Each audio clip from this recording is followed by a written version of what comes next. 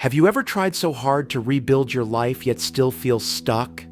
Like climbing a mountain with wet hands. Every time you get a grip, something slips. You're not lazy.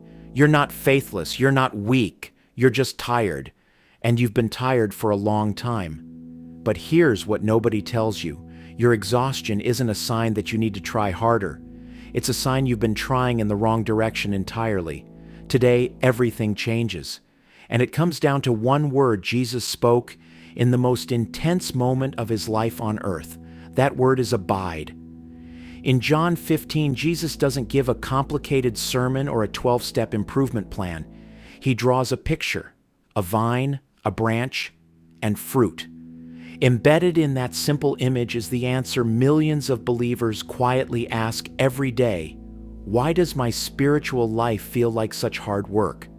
By the time this is over, you'll understand why you've been so drained, what you've been doing wrong without realizing it, and how to step into a peace and strength that doesn't depend on your performance. Let me paint two pictures. The first person, the striver, wakes up like a soldier going to battle. Bible reading plan, prayer journal, fasting schedule, disciplined, committed. But sit with them quietly and ask how they really feel inside, and they'll tell you the truth. They're exhausted. Their faith has become a checklist, and no matter how many boxes they tick, there's always one more waiting. The second person, the abider, faces the same pressures and storms, but there's a steadiness about them, a quietness, a peace that doesn't make sense given their circumstances. Their secret? I stop trying to produce my own power. I just stay connected to the source. One person is desperately trying to generate electricity. The other is simply plugged into the wall. The difference is not effort. The difference is connection. This was spoken in the upper room the night before the crucifixion. The room is heavy. Jesus knows that within hours, he will be arrested and tried. His closest friends are about to face a world that will try to destroy everything he built. And Jesus, knowing all of this, looks at the people he loves most and says, "Abide in me." Then he explains it simply. I am the vine. You are the branches. The vine is the source, all the water, nutrients, life force. The branch is you, the extension reaching outward. The fruit, the peace, love, patience, purpose is the natural result. Here is the truth that will rewire your thinking. A branch never works to produce fruit. Have you ever seen a branch straining, stressing, overworking itself to push out a grape? That would be absurd. The branch doesn't manufacture fruit, it carries what the vine is already producing. The branch has one job: stay attached. When the connection is strong, the fruit is inevitable. Not a reward for effort, just what happens when you stay attached to the right source. If you're straining to be patient, forcing yourself to have peace, performing joy, hear this gently but clearly. You've stopped being a branch and started trying to be the vine. The word abide in the original Greek is meno. It simply means to remain, to stay, to dwell. Think about a tourist versus a resident. A tourist visits a city, checks the highlights, and leaves by Monday. A resident lives there, wakes up, works, rests there. It's their home. Most of us are tourists in our relationship with God. We check in Sunday mornings. We make emergency visits when life falls apart. But Jesus isn't calling you to visit him. He's calling you to live in him. Abiding is not a visit when the prayer ends. You don't leave him behind. Abiding is not a transaction. Abiding is a dwelling. You bring him into your Monday commute, your difficult conversation, your anxiety at 2 a.m. The pressure is off. You don't have to reach God. You just have to stop leaving him. Think about your phone. The moment you unplug it, it doesn't shut down immediately. The screen is still bright. Everything still works. But the countdown has already begun, silently draining. This is how most believers are living right now. Still going to church, still reading the Bible occasionally.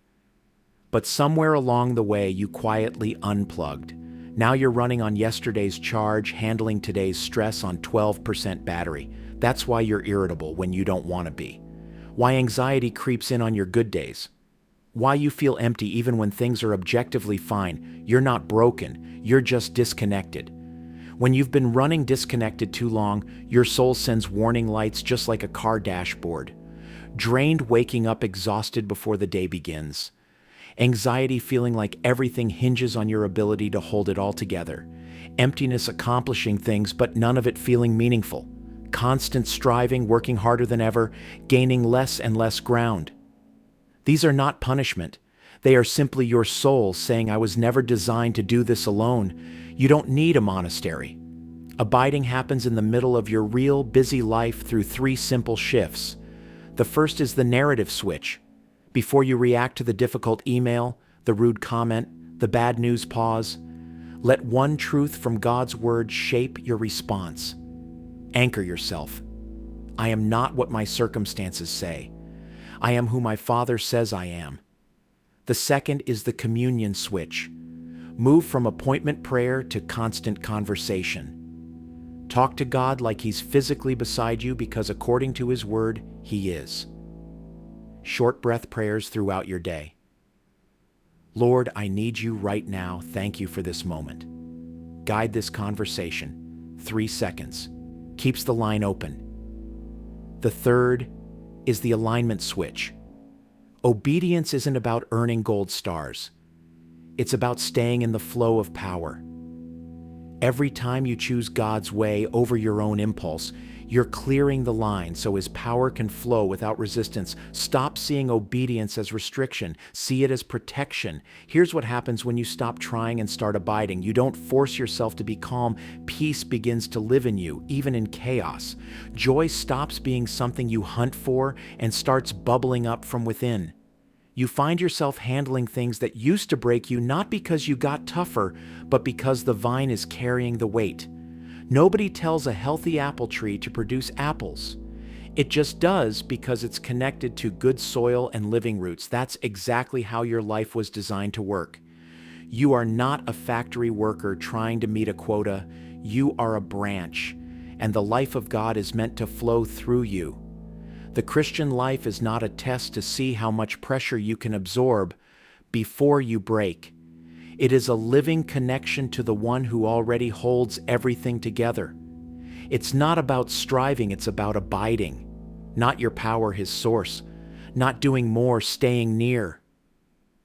The next time you feel that familiar heaviness, when the weight is too much and the tank is empty, don't try harder.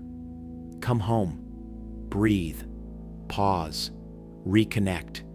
Everything you've exhausted yourself trying to find, the peace that lasts, the strength that doesn't quit, the joy that isn't just a performance, it all flows from one quiet place. Not from your hustle, from your home. Stop trying, start abiding. If this touched a part of you that's been running dry, go to the comments and type, Lord, teach me to abide. And if you know someone running on 1%, share this with them today. Hit subscribe for these truths every week. The vine is waiting. Let's stop leaving.